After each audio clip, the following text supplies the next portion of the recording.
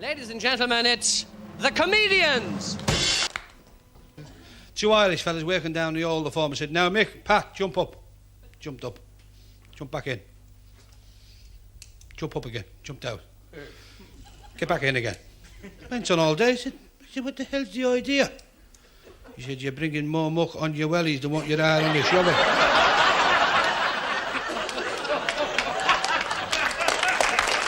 Oh, bless you.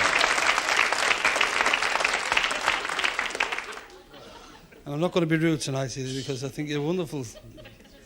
Welcome to the tables and chairs exhibit. Where's the others? Did not come yet? From Moston, is it? Mossley, Scruffy.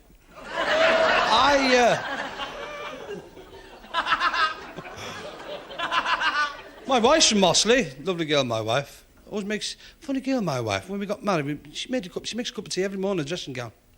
Can't afford a teapot.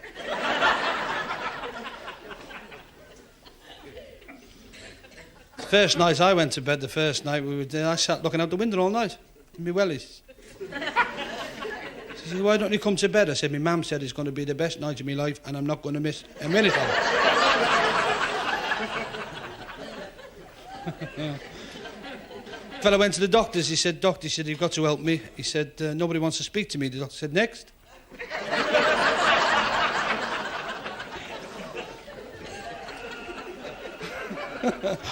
One fellow went to the doctor and said, "Doctor," he said, "I'm invisible." The doctor said, "Who said that?"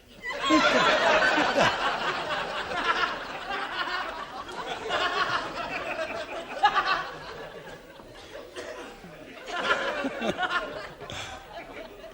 Well, I went to the doctor, said, "Doctor," he said, "You've got to help me." The doctor said, "Why? What's the matter?" He said, "Well, I can't understand it." He says, "For weeks now I've developed a hell of a temper. I talk to people and then I flare up for no reason whatsoever." The doctor said, "How long has it been going on?" "You just told you!"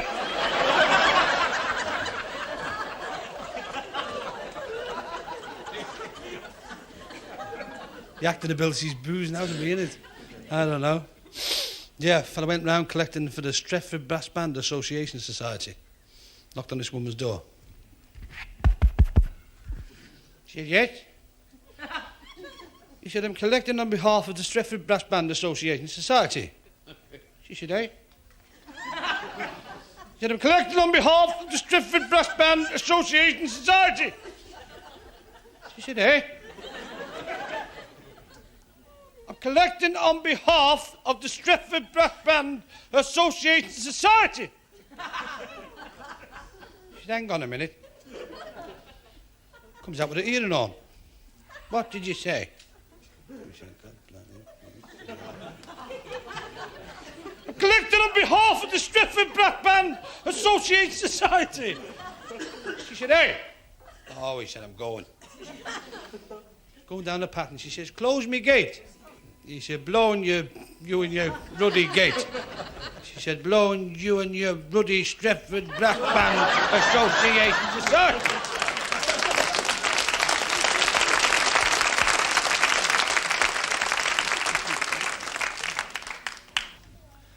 How'd you like me up to now, then? Lovely show, isn't it? I'm the only one I've never heard of, you know.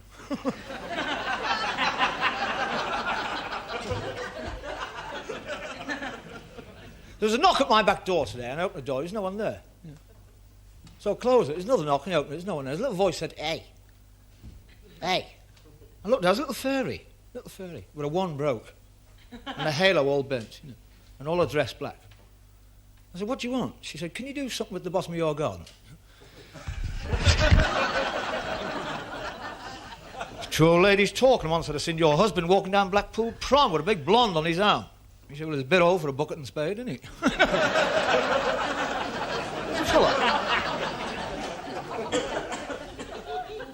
I had a stammer. He went to the fish and chip shop. He said, "Can I have 3 bed of ch-ch-ch?" And the cat flew at him. There's 2 goats. There's 2 goats walking around Hollywood. And they're rooting in dustbins, you see. One finds a film and eats it. Goes... And the other goat said, "What was it like?" He said, "Not bad. Not as good as the book."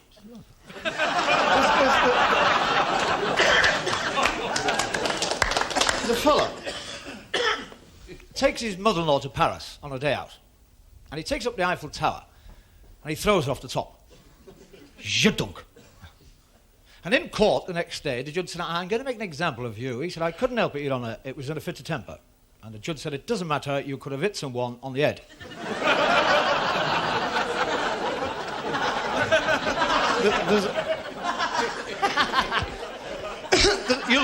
You'll love this one. This one will bring the house down. There's a hyena walking through the jungle with a monkey. And the hyena said, I'm braver than you, monkey. And the monkey said, you're not. You're not. He said, I am. I'm braver than you. The monkey said, you're not. I'm braver than you. And just then, a great big lion jumped out the bush and grabbed the hyena. And the monkey was up a tree. Zhidunk. And the hyena was lying there, torn to ribbons. The lion walks away. And the monkey came down and said, I thought you were brave. And the hyena said, why didn't you help me out? And he said, the way you were laughing, I thought you were getting on top.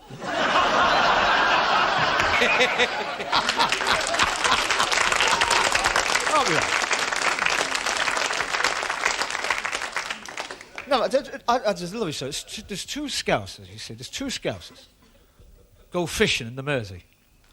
And they got in the rowboat, the rowing out. He said, and they're pulling them in. Big fish, little fish, tons of that. Ah, God, he said, look at that, look at that, look at that. Give them to the algal, give them. Get it. And he said, oh, we'll have a marvellous night. He said, shall we come tomorrow? He said, yeah. He said, well, mark the spot. So he put a cross on the side of the boat.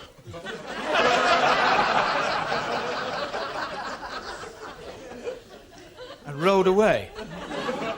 His mate said, you daft bat. We might get the same boat tomorrow.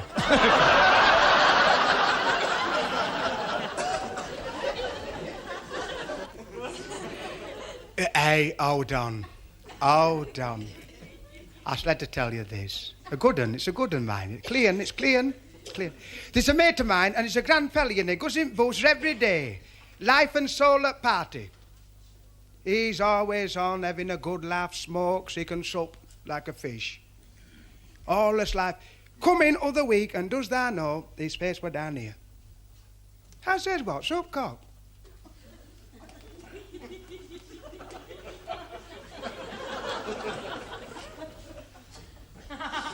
He wouldn't answer me, Dan knows he wouldn't answer me. I thought, poor old cocker. I said, come here, Flower, let's have a word with thee. I says, what's the matter with thee? What aren't they talking? What are you, little life and soul at party? What's up with thee, old love? He said, well, I said, I tell thee, I've got to talk to somebody. He said, I've been to the doctors.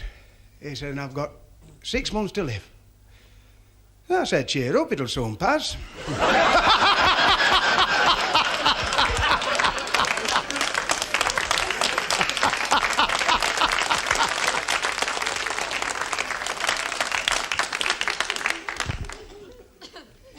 On site, Granada comes to Wythenshawe Estate, Manchester.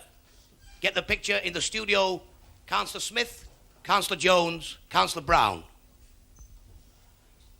Sat in champagne bucket chairs, smoking King Edward cigars, sipping Napoleon brandy, fitted carpet, the best of everything. Where's the punters on Wythenshawe? In the pouring rain. Hey! Are you there, Ray Gosling? Yes, I'm here. And I'm better stood here, I'll tell you. Are we on the air yet? We're on now. Good evening. On site this week comes from Wythenshawe Estate, Manchester. And we have a Mr. Mitchell off the estate who has a complaint for Councillor Jones. Mr. Mitchell. Thanks very much, son. Thank you. Councillor Jones, can you hear me? Yes, I can hear you. It's about our roof. Yes, we want one.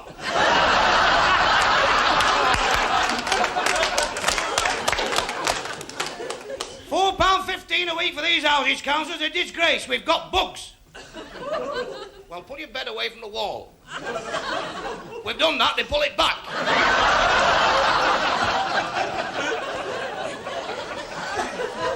I threw telling them the other night to come out on motorbike.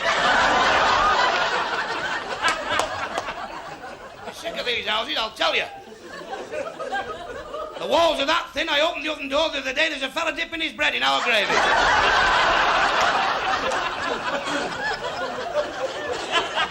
And another thing, Councillor, I think I'm the only one that works up here. There's some right layabouts live on this estate, I'll tell you. The fella next door to me, last job he had, school prefect.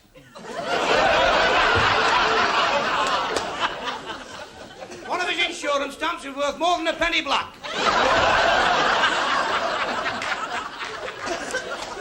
He's been on the dole that long, he goes to the staff dances. Now listen, Councillor, what are you going to do about the pond at the bottom of the garden there? What are you going to do about that pond? I've been complaining about 14 years about that pond. Now you're doing nothing about it. Well, Mr. Mitchell, can I... What are you going to do about that pond? Can I speak? What are you going to do? Well, Mr. Mitchell, if you don't let me speak, I won't be able to tell you. Now just settle down, please. We know all about this pond. And we had a meeting only last week, the Town and Country Planning, about this pond, Mr. Mitchell. And we're going to send you 3 ducks.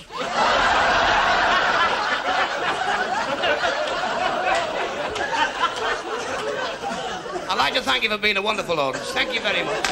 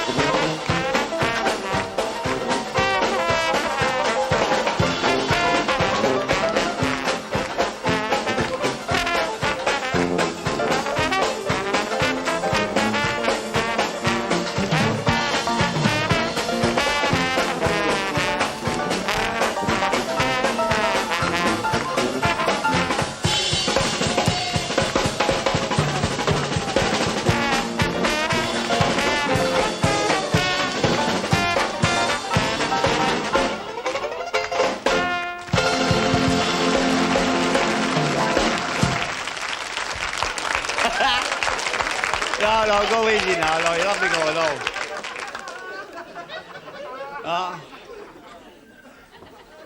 And all the strikes, everybody's going back now.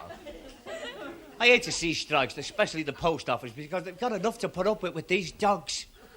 This fella said, every time I go up our road, this dog goes to me. He said, you know what you want to do? He said, you want to go down Army and Navy stores and get one of these big Dockers belts. And if this dog goes for you, wrap it and belt it. And he's going up with his bag. And this dog comes running at him, woof, woof, woof. So he gets the belt off. And the dog said, well, if that's the way you want to play.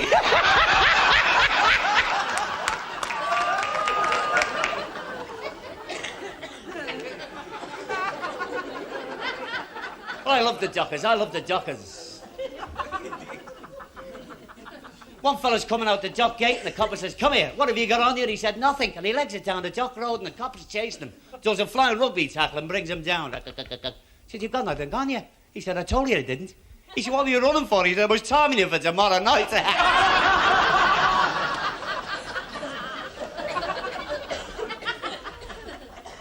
They have the names. I love them names. There's one fella, they call him the poet. He says, this job is just like heaven. I haven't done a tap since 11:30. And the boss heard him, he said, hickety dickety dock, pick your cards up at 5 o'clock.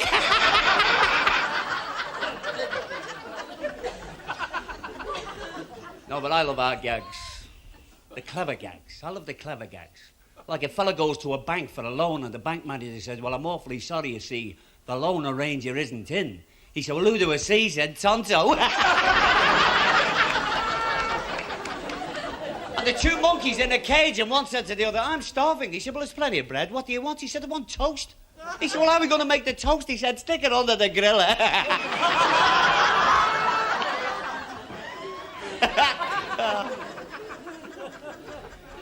It's getting near the holidays now. I was at a holiday camp last year. They offered me a job as an AA man, looking at the shellies going, hey, you can't do that. But, you know, it's a funny sort of a laugh, because I tell you, where I've been living, there's a very big Jewish community there. You see, mind you, a lot of people say that I'm Jewish. No individual laughing, please. All together and not at all.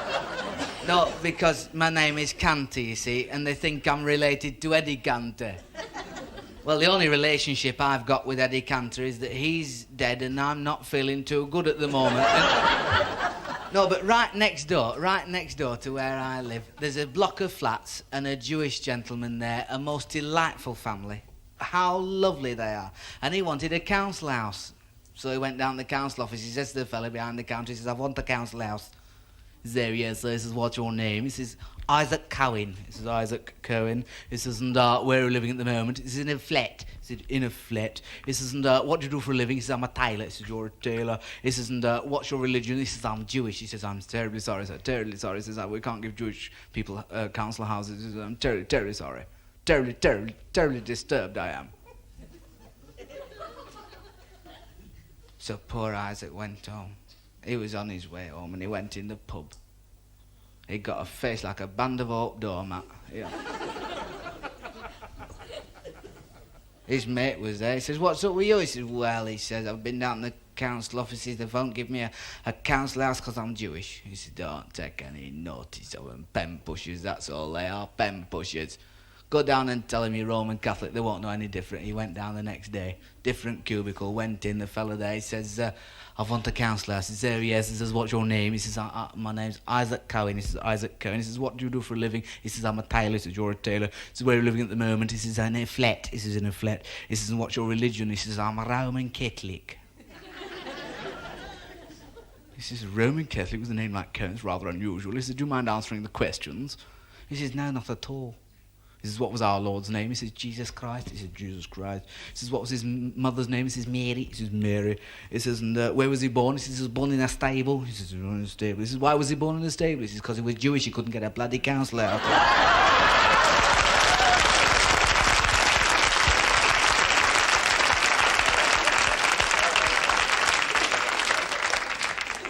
Oh, you are kind. Mazel tov. No, but, you know, his daughter is beautiful. Oh, she's gorgeous. She really is. And she wanted to marry a Christian boy. She says to the Christian boy, she says, look, she says, if you want to marry me, you have to become Jewish. You want to become one of the chosen few. He says, well, I've heard a lot about that, you know. He says, and I don't think I'm cut out for it, really, you see, because I've not given it much thought. She says, well, look, she says, it is nothing. Come down to the synagogue, see the rabbi, see what he's got to say.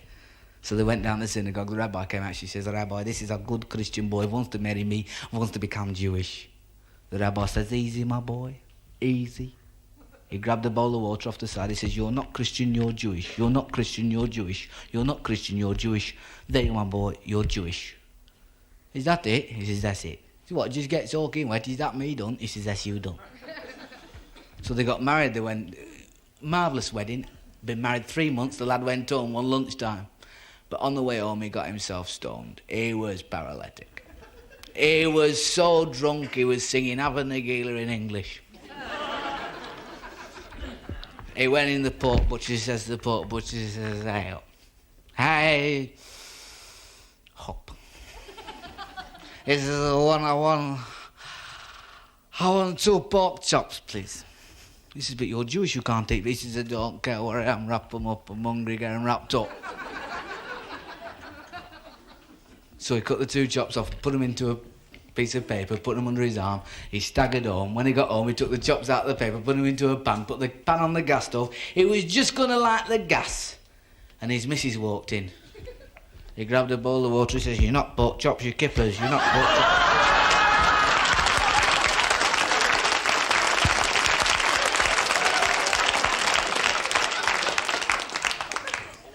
I'm not so keen on them. I like what they call stupid jokes. I love stupid, silly jokes, like the woman that went to the butcher's shop and said, 2 lamb chops will make them lean. He said, which way? Or, you get a laugh and let you know. How about the... Stop. How about the fella We went to the butcher, said, hey, butcher, have you got any tripe? He said, yes, sir, we got plenty of tripe. He said, is your tripe pure? He said, sir, our tripe's as pure as your wife. He said, oh, well, give us a pork chop. So that can go worse than that with stupid jokes. Like two fellas in the market having a chat. Fella said to his mate, I've got 250-day-old chicks going cheap. His mate said, what do you expect them to do? Bark.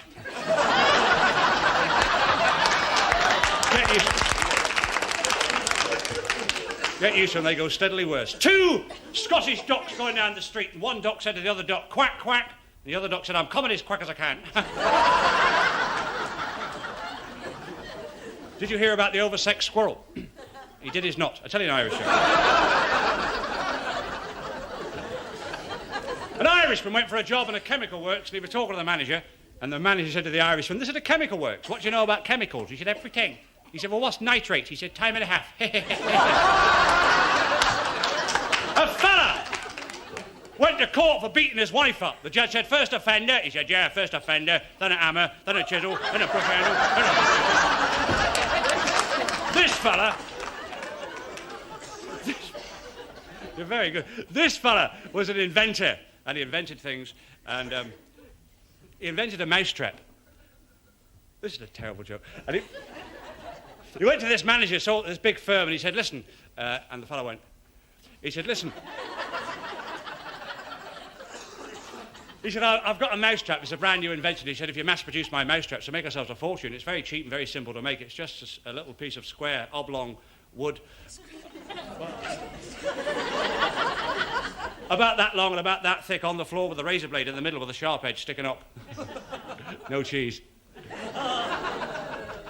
Manager said, no cheese? How does it work? He said, it's quite simple. The mouse just walks along, gets on the wood and looks over the razor blade and says, where's all the cheese gone? Not bad for that. The fellow walked in the bookie, said to the fellow behind the counter in the books, he said, back to He said, a favourite? He said, no. He said, back to He said, a filly? He said, no. He said, back to He said, a fourth race? He said, no.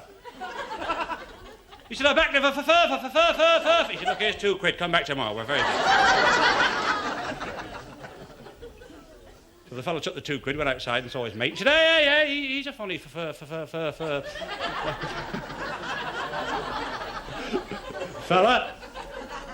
He just gave me £2. And only went to tell him back to 5-ton lorry into his car.